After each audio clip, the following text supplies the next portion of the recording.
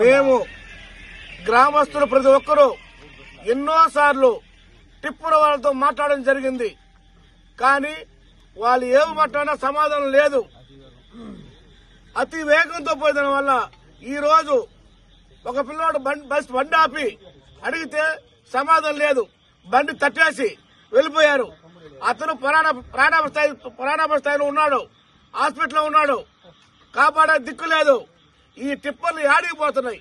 ఏ కోరి నుంచి వస్తున్నాయి ఎవరికి తెలియదు. అక్రమ రవాణాలలో వెంటనే సుమారు ఒక రోజుకి 100 నుంచి 150 టిప్పర్లు పోతున్నాయి. Day and night. ఎక్కడికి పోతున్నాయి, ఎందుకు పోతున్నాయి, లైసెన్స్ ఉన్నదా లేదో తెలియదు. ప్రజలు భయంతో భయపడుతున్నారు. రోడ్లో నిలబడాలంటే కూడా చాలా ఇబ్బందిగా ఉంది. నేషనల్ హైవే మారిపోతున్నారు. ప్రతి టిప్పర్కి పట్టగట్టిపోతున్నారు.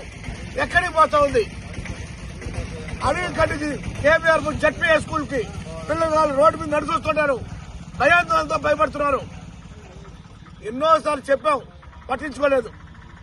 ఆపాలి ఆపాలి రవాణాలను ఆపాలి ఆపాలి ఆపాలి అక్రమ రవాణాలను ఆపాలి ఆపాలి